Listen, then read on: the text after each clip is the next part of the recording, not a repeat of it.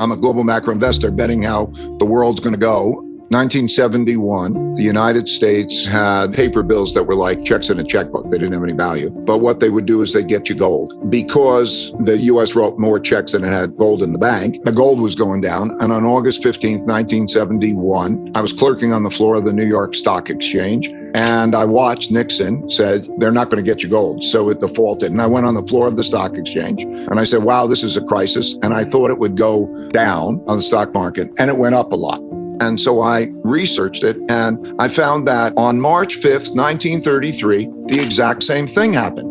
Roosevelt announced that they were not going to get the gold and that they would go off that and that they would print a lot of money. And they printed a lot of money. And what I realized at that time, and saw many times since, that anything that surprised me may not have happened in my lifetime, but happened before. I studied the Great Depression. Because I did that, I was able to anticipate the 2008 financial crisis. We made a lot of money in the financial crisis because I understood what happened in the Great Depression. So in this case, three big things are happening that never happened before in our lifetimes. And the last time they happened was in the 1930 to 45 period. And those three things are the creation of a lot of printing of money to pay for the debts. We needed to at the time, but it was very overdone. We actually sent out checks which were about 5 times as much as the amount that would have compensated people for their losses. Where'd they get the money from? The government borrowed the money. Who did they borrow the money from? The Federal Reserve. What they did is the Federal Reserve prints the money and they buy the debt. And that's how it works. So now everybody gets all these checks and everybody's happy because they get all these checks. But when they get all this money and then they spend it, everybody's surprised they got inflation.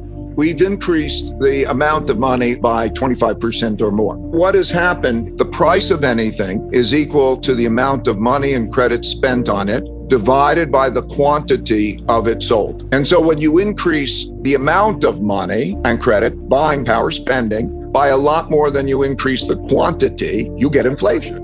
What happened in both of those cases is they hit zero interest rates. So I can't lower the price of money. So what do I do? Number two is the amount of internal conflict that's going on in the United States, the size of the wealth gaps, the size of the political conflicts is the greatest since not only the 30 to 45 period, it's much greater than that, 1900. You have to go back to 1900 to have that conflict. We're having a form of a civil war where populism is one side in a battle with the other side that won't accept losing. That's why in the next elections, there's a good chance that neither side will accept the result and accept losing. History shows that when the causes people are behind are more important to them than the system is in jeopardy. Right now, there's not much agreement and the polarity is becoming greater. The political right now, if you follow politics, if you even watch events like, what will the reaction be to Supreme Court making the decision of Roe versus Wade? Why are moderates in the political system choosing not to run for re-election?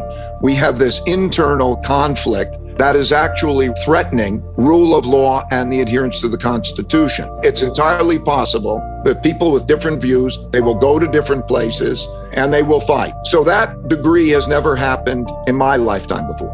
I was born in 1949. 1945 was when the New World Order began. These world orders happen because there's a conflict and then somebody wins. So that brings me to the third thing that's happening, which is the rise of a great power to be comparable, China, and with it, Russia, and they form alliances, right? There's the Allied powers and the Axis powers, two different sides, kind of, and then they're competing. Because what happens is when you have a new world order, the winners of the war get to set the rules. So in 1945, America won, and it was the richest country in the world. It had 80% of the world's gold, and gold was money, and it had 50% of the world's economy, and it had a monopoly on military power.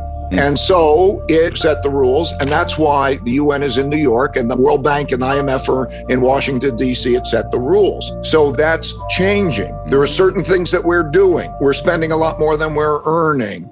We're living off the printing presses. We're letting the infrastructure go. We're giving our next generation debts. We're not educating all children well. And we have a world order battle. There is an allied and axis power kind of thing that is emerging. There's certainly a competition. There are 5 different kinds of wars.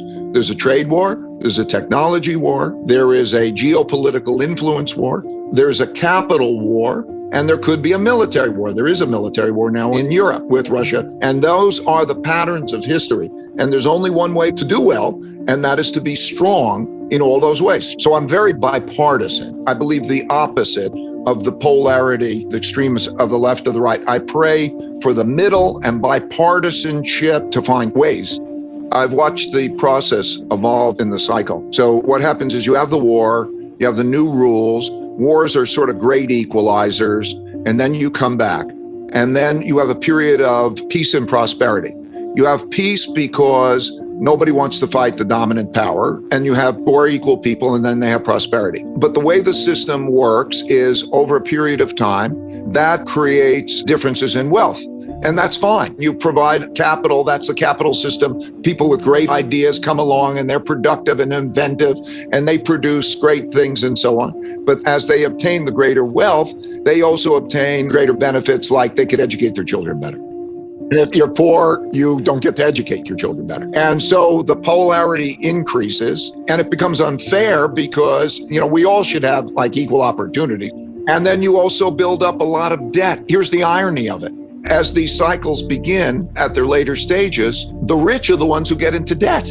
Now, you would think it's exactly the opposite. It's easier to have a good living standard and save. But like the United States, when per capita income was 40 times that in China, it started to borrow from China because they have a big saving mentality. When you have a poor person who doesn't have much, they want to save. Their saving is in our currency because when they think, how do I save in world currency? I'm going to buy dollar-denominated debt and I'm going to save in it when we borrow. And that's been the case. We didn't experience what our prior generations experienced. I know my dad went through World War II. He went through depression and war. His mentality is very different in terms of, what you take for granted or how you save. And that creates a cycle. One man's debts are somebody else's assets. The world right now is holding a lot of money in debt instruments. It could be money market funds, it could be bond funds. And we were in an environment in which bonds went up for 40 years and everybody's comfortable. And there wasn't an inflation pressure. And so everybody thinks that cash is the safest place to be because they don't think about its buying power.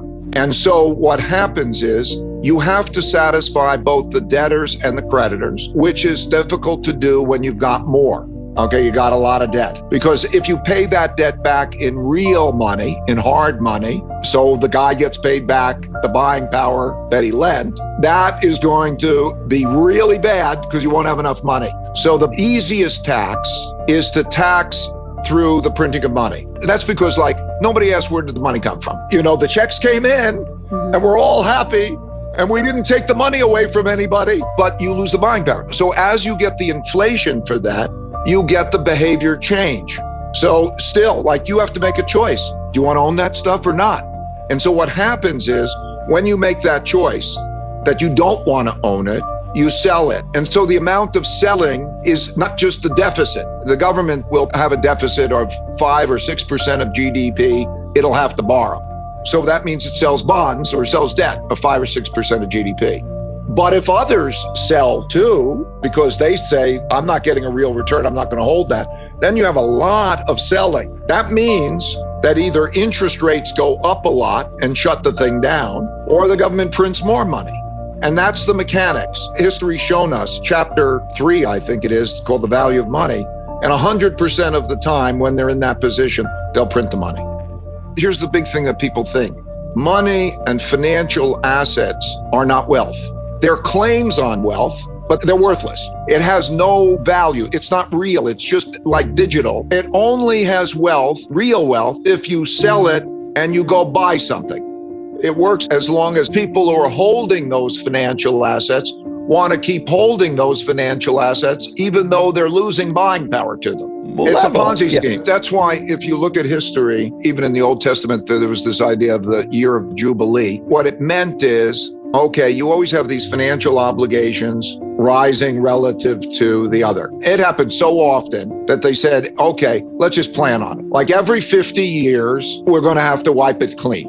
Old Testament in the Bible, Okay. And they said every year we're going to have to do it. And then it was a system actually where they would say, now that you know it's going to be wiped out in 50 years, you will operate as though it will wipe out in 50 years. And therefore you won't have the Ponzi scheme as much. But that is how the Ponzi scheme has always worked, right?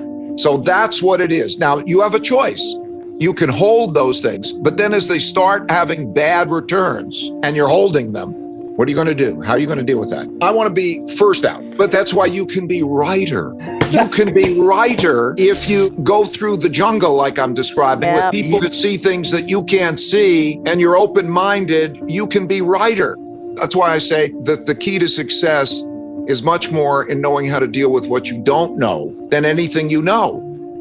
There are two things. First was interconnected and therefore safer. That was the theory prior to World War II because they would marry each other. Royalty would be married and everybody's in the same family. There's no evidence either in the actions that are being taken or in history. Even members of the same family can kill each other.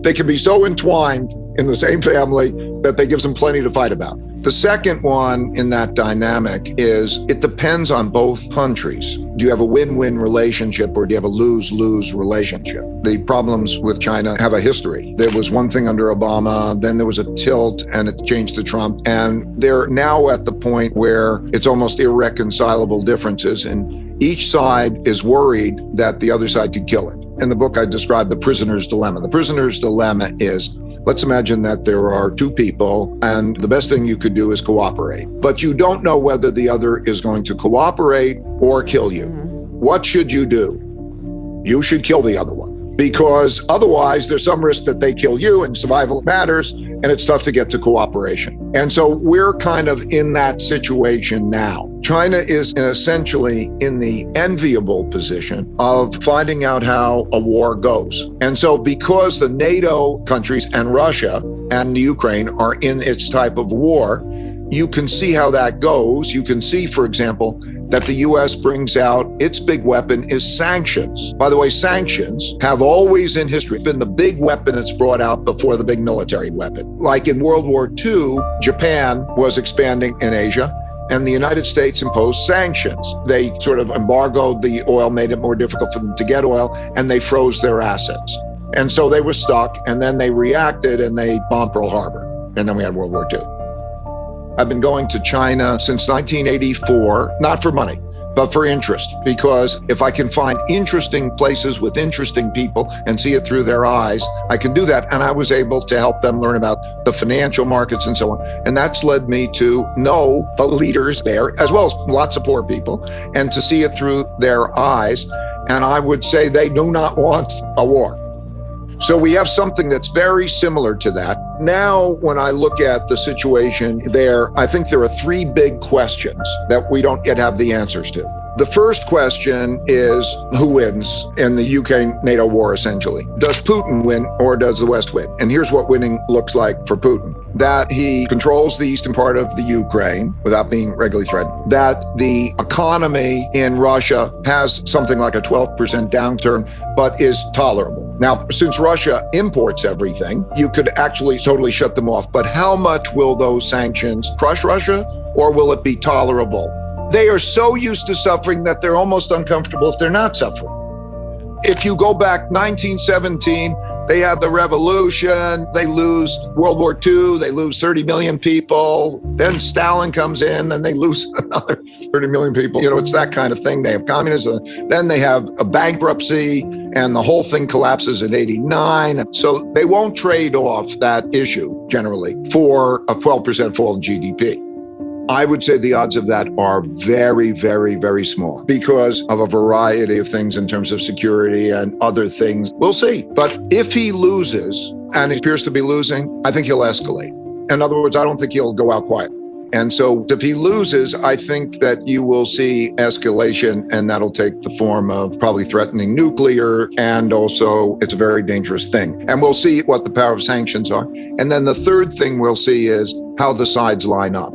West and East, You could look at the countries right now and you could look at their actions and you could see which side they're lining up. Do they abide by the sanctions? Do they not abide by the sanctions? So the beginning of the picture of which are the allied countries and which are the access countries, like in World War II, there's a European war and there's an Asian war and different countries line up, but by and large, they're consistent. And so we're beginning to see those things. Only in Europe. It's so interesting. And I could rattle the countries off.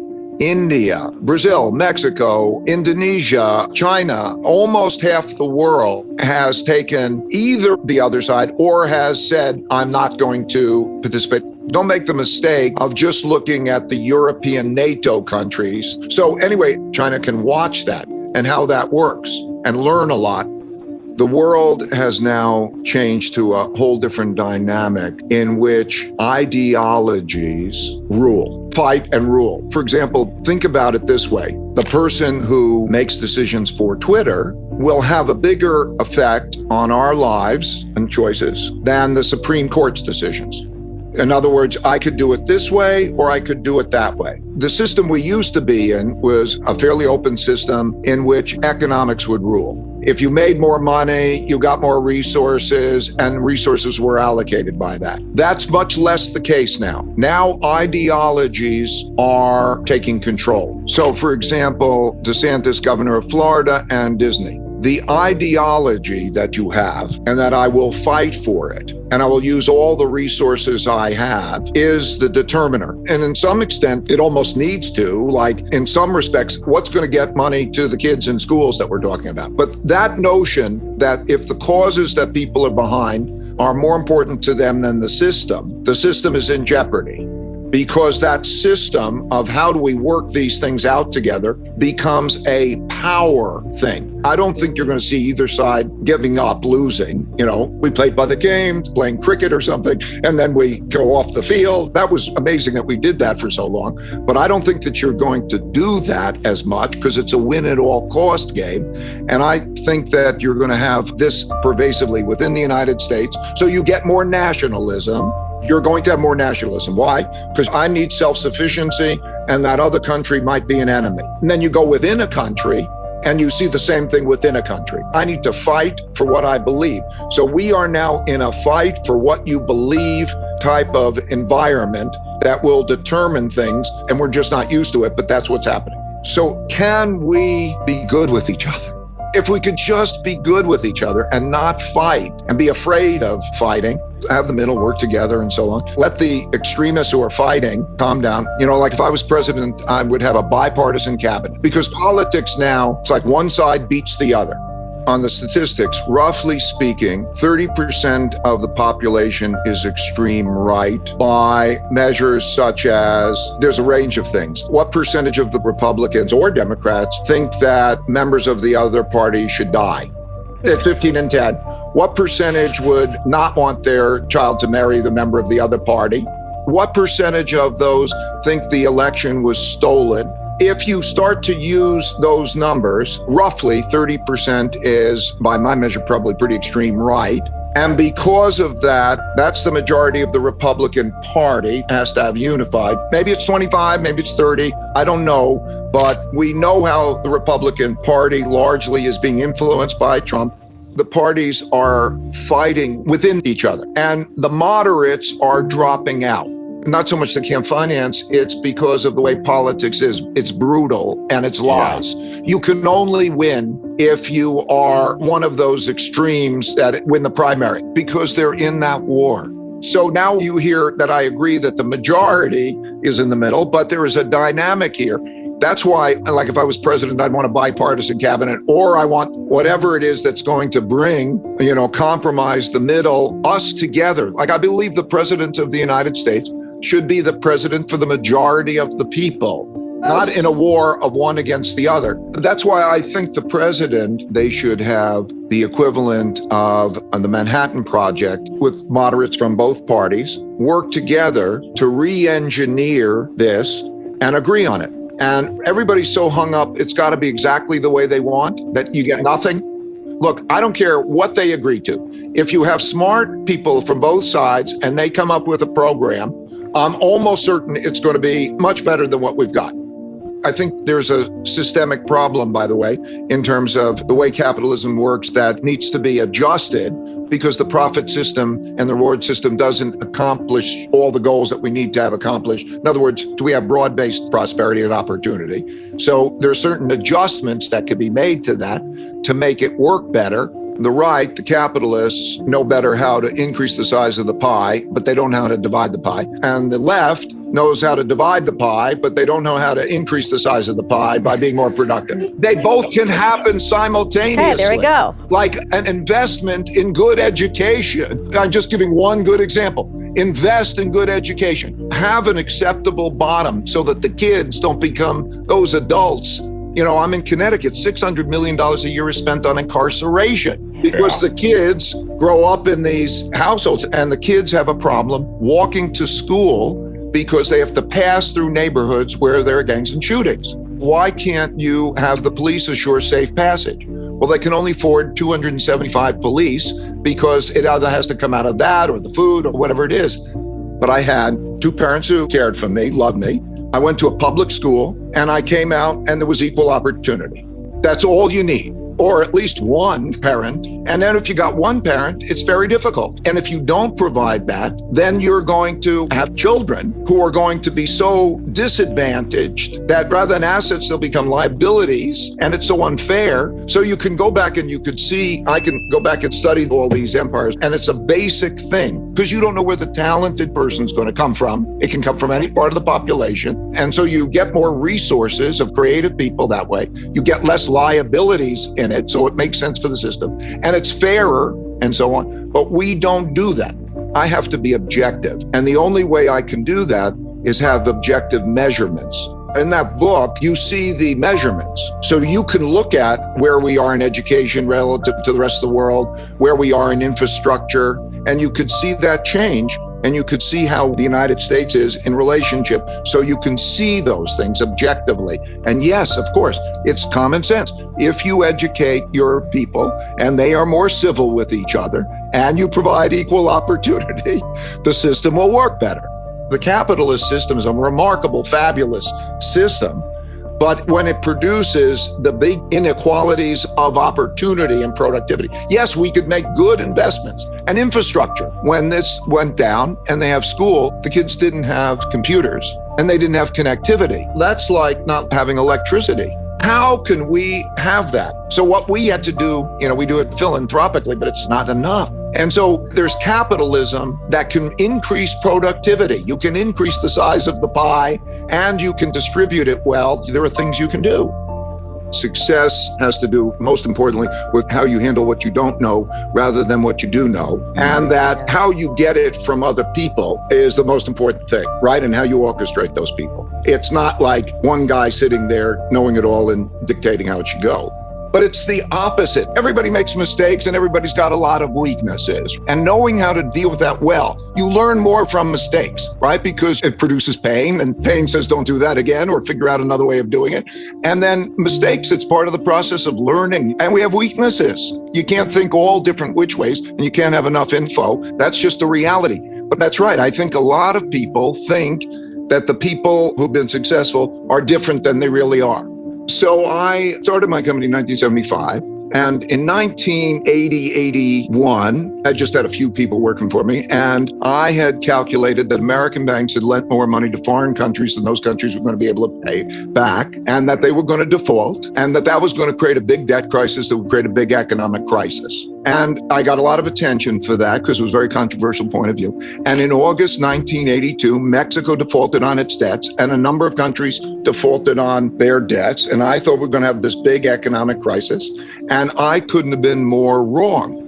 That was the exact bottom in the stock market. I lost clients. I lost money myself. I was so broke that I had to borrow $4,000 from my dad to take care of family bills. Very, very painful. And yet it changed my way of thinking. It was one of the best things that ever happened to me. First of all, it gave me the humility or fear of being wrong, but without me losing my audacity. In other words, I wanted to have the great upside, but upside goes with risk. So it forced me to sort of think about how I should be, which taught me a few things. First, it taught me to find the smartest people I could find who disagree with me to stress test my thinking and hear their points of view. It taught me a radical open-mindedness. It taught me that if I can diversify well, I could reduce my risks without reducing my returns. And it gave me an approach to life. Like I was in a position in which, okay, there's risk and returns. And it felt like I'm one side of a jungle.